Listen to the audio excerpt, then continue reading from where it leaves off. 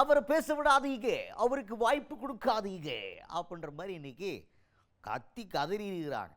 யார் ஏன் அப்படிங்கிறத பார்க்க போகிறோம் வாங்க. ஃபஸ்ட்டு திமுக எம்எல்ஏ ஒருத்தர் எந்திரிச்சு என்ன பண்ணுறாருன்னா, அமைச்சர் வன்னியரசு அவர்கள் பீஸ்ட் படத்தை பற்றி வெளியில் எவ்வளோ மோசமாக பேசியிருக்காரு தெரியுமா, சிறுபான்மையின மக்களை மோசமாக நடத்தி இந்த பீஸ்ட் படத்தை பற்றி கருத்து சொன்ன வன்னியரசு அவர்கள் இதற்காக பதில் சொல்வாரா அப்படின்ற மாதிரிலாம் பேசியிருந்தார். இதுக்கும் சட்டமன்றத்துக்கு என்னையா சம்பந்தம் அப்படின்ற மாதிரி எல்லாருக்குமே ஒரு டயர்ட்னஸ் வந்துச்சு. இன்னைக்கு சட்டமன்றத்தில் பிரயோஜனமாக சம்திங் நடந்த மாதிரி தான் அப்படின்னு நினச்சிக்கிட்டு இருக்கீங்களே. அடுத்து அமைச்சர் ஆதவர்ஜுன் அவர்கள் இதற்கு பதில் சொல்ல எந்திரித்தார். அப்போ முடிவாயிருச்சு, right today is written on the stone, முடிஞ்சுடா இன்னைக்கு அப்படின்ற மாதிரி நம்ம நினச்சிட்டு இருந்தோம். அப்படி நினச்சிட்டு இருக்கும்போது கரெக்டாக நம்ம பிரேமலதா மேடம் அவர்கள் எந்திரிச்சாங்க. பிரேமலதா விஜயகாந்த் அவர்கள் எந்திரிச்சு என்ன சொன்னாங்கன்றது கேட்டிங்கன்னா தான் ஆச்சரியமாக இருக்கும். ஃபஸ்ட்டு அவங்க என்ன சொன்னதுன்னா, டெய்லி ப்ரிப்பேர் பண்ணிட்டு வர்றோம் எங்களுடைய சட்டமன்ற தொகுதியை பற்றி பேசுகிறதுக்கு, மக்கள் பிரச்சனையை பற்றி பேசுகிறதுக்கு. ஆனால் எங்களுக்கு வாய்ப்பே கொடுக்கறது இல்லை. ஒரு நாளைக்கு 2 மானிய கோரிக்கை 3 மானிய கோரிக்கை தான் நம்ம ஆன் டைம் நம்ம பண்ண வேண்டியதாக இருக்குது. மிச்சம் இருக்கிறது பூரா சண்டை போகிறதுலேயே போயினுக்குது. இதெல்லாம் சொன்னாங்களா? கடைசியாக ஒன்று சொன்னாங்க, அதுதான் இன்னைக்கு ஹைலைட்டு. தோகிறாரு அமைச்சர் ஆதவர்ஜுன் அவர்கள். அவர் மட்டும் பேசுறதுக்கு கூடவே கூடாதீங்க, அவர் பேசுகிற வரைக்கும் நல்லா போகுது. அவர் வாயை திறந்தாலே பிரச்சனை, மம்புழுத்து விட்டுறாரு. அதுக்கப்புறம் பூரா சண்டை, அவருக்கு வாய்ப்பு கொடுக்காதீங்க அப்படின்ற மாதிரி பேச. அதுக்கு அமைச்சர் ஆதவர்ஜுன் அவர்கள் எந்திரிச்சு என்னமோ பேசினார். ஆனால் அமைச்சர் ஆதவர்ஜுன் அவர்களுக்கு வாய்ப்பு கொடுக்கக்கூடாதுன்னு சொல்லிட்டு நம்ம பிரேமலதா விஜயகாந்த் அவர்கள் பேசியது இன்னைக்கு ஃபயரிங் மொமெண்ட்டு. எல்லாம் ஷேரிங் பண்ணுங்கிறாங்க. அதான் இப்போ ஊர் பூரா ஷேர் ஆகினு நினைக்கிறேன்.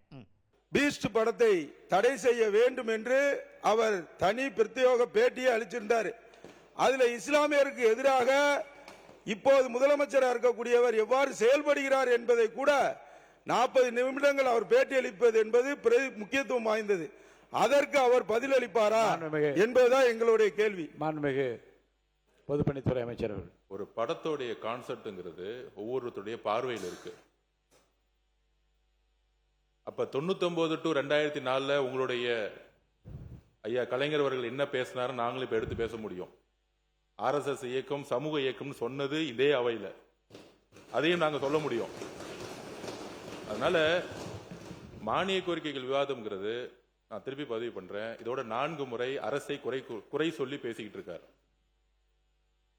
நாங்க அமைதியா கேட்டுட்டு இருக்கோம். யாருடைய பேச்சிலையும் நாங்க குறுக்கிட வேண்டிய அவசியம் இல்லை.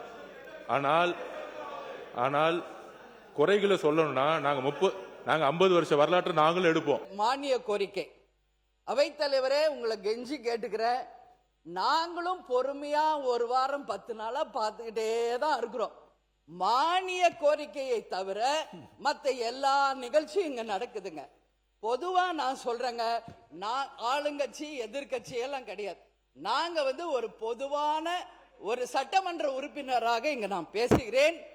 இங்க மக்களுக்காக பேசுறதுக்கு தான் இந்த சட்டசபை. ஓகே, உங்க கருத்து சொல்லுங்க, ஒரு 5 நிமிஷம் சொல்லலாம், ஆளுங்கட்சியோ எதிர்கட்சியோ. ஆனா டெய்லி 6:30 மணி வரைக்கும் போவதற்கான ரீசன், ஆளாளுக்கு ஒருத்தர் மேல குறை சொல்லிக்கிட்டே தான் இருக்கிறமே ஒழிய, சண்டை போட்டுக்கிட்டே தான் இருக்கிறாங்களே ஒழிய, இதனால தமிழ்நாட்டுக்கோ மக்களுக்கோ இதனால என்ன பலன் என்ற கேள்வியை இங்க நான் கேட்கிறேன். மக்களுக்காக இங்க எல்லாரையும் பேச வைக்கணும். இங்க வெறும் இது சட்டமன்றம், சண்டை மன்றம் கிடையாது. அதனால அவர் பேசாத வரைக்கும் அமைதியா போகுதுங்க. ஒன்ஸ் அவர் ஆரம்பிச்சாங்க பேசியது போதுமா? தயவு செஞ்சு நீங்க அனுமதி தராதீங்க. எல்லா உறுப்பினருக்கும் வாய்ப்பு தாருங்கள் என்று கேட்டுக்கொண்டு அமர்கிறேன். எதிர்கட்சி என்பது தீக்குச்சி மாதிரி. அத அழகா கேஸ பத்த வச்சு பால் வச்சா நாங்க அமைதியா இருப்போம். நீங்க கேஸ புடுங்கி விட்டு பத்த வச்சுனா வெடிக்கும். நாங்க வெடிக்கக்கூடிய இடத்துல அப்படி இருக்கிறோம். சோ நல்ல கருத்துக்களையும் நீங்க சொல்ற மாதிரி மேடம் மேடம் மேடம் மேடம் ஒரே ஒரு நிமிஷம் மேடம் நீங்களே ஒரு நிமிஷம் பேசி முடிச்சிடறேன். அந்நியார் அவர்களுக்கு எங்களுக்கு கோரிக்கை என்னன்னா, இன்னையிலிருந்து ஒரு நோட் எடுத்துக்கோங்க.